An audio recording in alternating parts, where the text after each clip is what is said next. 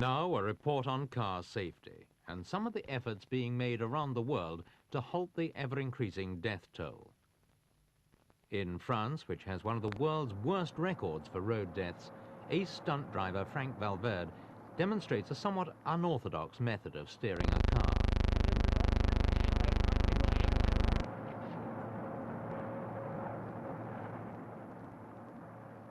The connection between stunt driving and road safety might not be immediately apparent, but Frank Valverde is in fact taking part in an important scientific experiment which could provide valuable information about one of the commonest causes of road accidents, driver fatigue.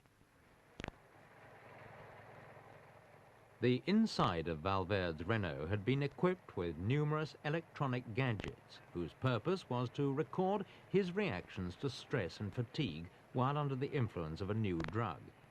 The project, which cost £30,000, was financed by the Dassault aircraft company, who wanted to test an opinion voiced by American space scientists that no man could remain properly in control of a car after 50 hours non-stop driving.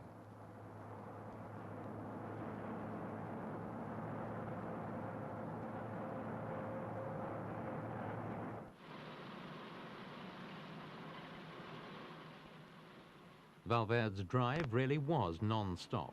All refueling was done with the aid of a road tanker.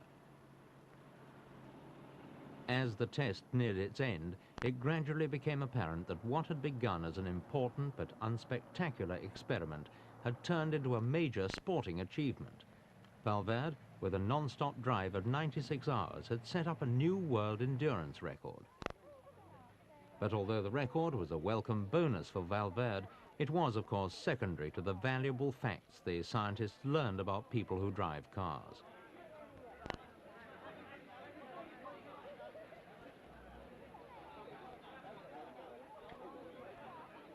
Whilst the French just might improve their appalling accident record by investigating people, the Americans appear to be resigned to the inevitability of car crashes and are concentrating their efforts on protecting the victims. Revealed at an unveiling ceremony in Washington, one of 3 cars designed purely for safety which have been awarded government development grants.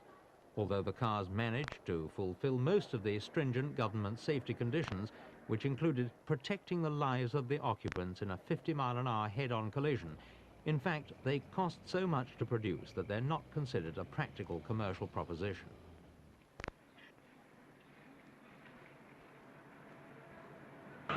More progress seems to have been made in America in combating minor accidents. One of the most promising inventions is the water bumper, now being considered for use on New York taxis. It's effective in collisions of up to 18 miles an hour.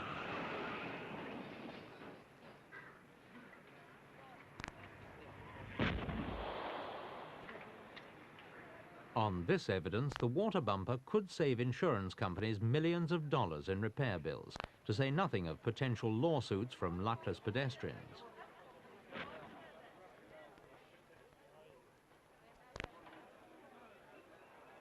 Although the water bumper perhaps has a contribution to make to road safety in towns, something much more sophisticated is clearly needed for motorway collisions when speeds are very much higher.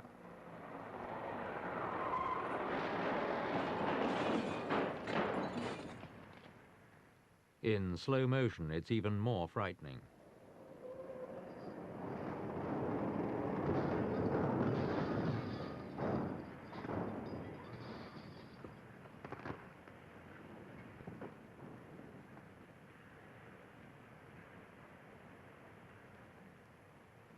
Those cars were traveling at just 45 miles an hour, not at all fast by today's standards, but it meant they collided at a combined speed of 90 miles an hour. In 1970, 55,000 Americans died in road accidents, and concerned legislators in Washington, urged on by consumer protection groups, are really pressuring the car makers into designing vehicles that will protect lives.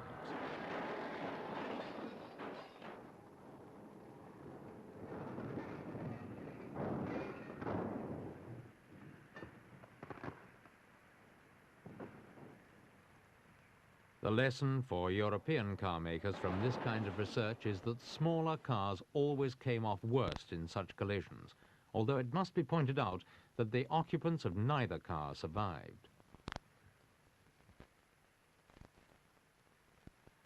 In Britain, they're more interested in accident prevention.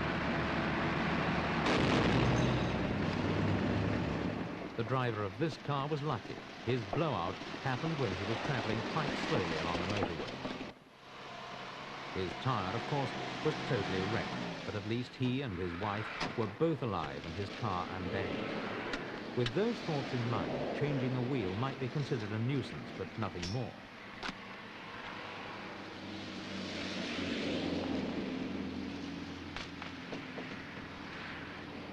Of course, when you've got everything but the kitchen sink in the boot, you soon begin to think of stronger words than nuisance to describe what's happened. But at last the spare is out, and you're halfway there.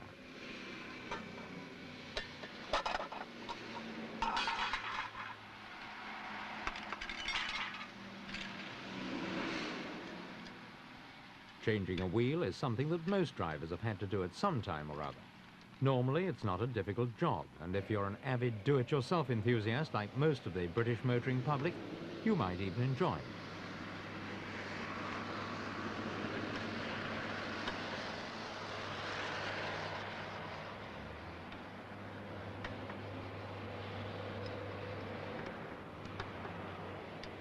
Even though you're almost there, sometimes it can be hard to keep cheerful.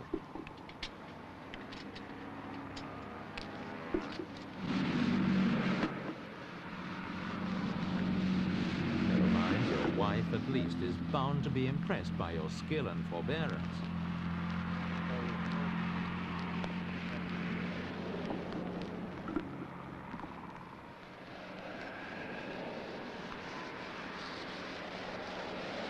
Finally, when the last nut is tightened and you're about to enjoy the satisfaction of a job well done, you're suddenly overtaken by a certain sinking feeling.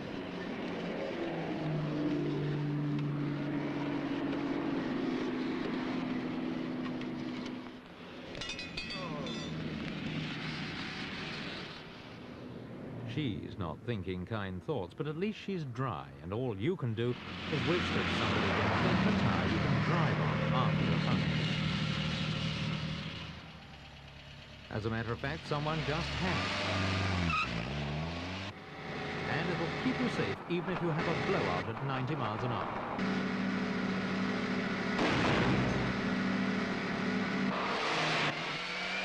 The driver hardly felt a thing, and he was able to stop the car in complete safety. The revolutionary new tyre is the Dunlop Total Mobility tyre, an entirely new concept in tyre design that promises to make a significant contribution to motoring safety and comfort in the next 2 years. It's a low-profile radial tyre fitted to a rim which is narrower than the tread.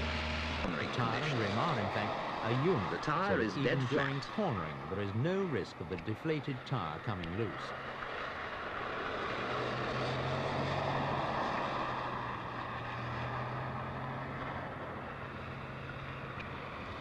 The car drives safely round the circle, and at the end of the run, the tyre is still securely on the rim.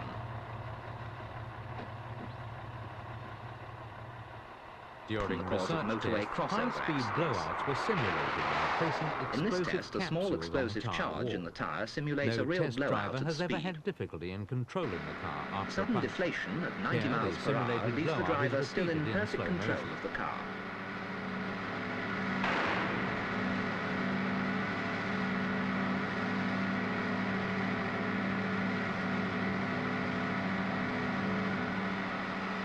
This test would In a be blowout, too the dangerous on a tyre's standard unique tyre. design ensures that the rim is After the well test, the cushioned in tyre tread. is still firmly on the The rim. action of the tyre when it's deflated is best shown on a Test test machine. machine. The two white dots travelling to the right demonstrate the sliding demonstrate action the of the movement sidewall relative to the in bead. relation to the tread. The lubrication of these two The sliding key to the tyre's surfaces, which performance is vital to is the the success special of the formula concept, lubricant, provided a which is tough released problem, inside which was the tyre solved when with the it's help of punctured world-renowned and experts. prevents it overheating and disintegrating. At 50 miles per Not hour with only a full does the load, tyre one of the remain tyre stable, surfaces is but the slipping in lubricant relation to also the other seals the at 20 puncture feet per and second. generates a vapor which actually The tyre, reinflates the the wheel, tyre, making and it the possible to lubrication drive for another provide 100 total miles at 50 mobility, miles an hour. an entirely new Dunlop concept of motoring.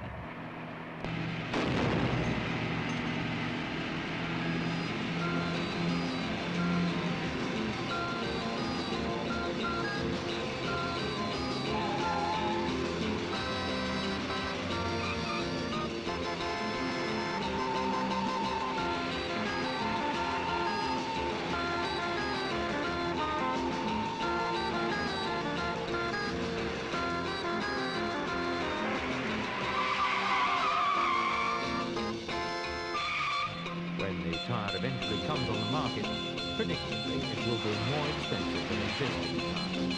At worst, a set of 4 total mobility tyres could be a third up on 5 conventional radius, but there's some comfort in the fact that they'll give 50% more weight.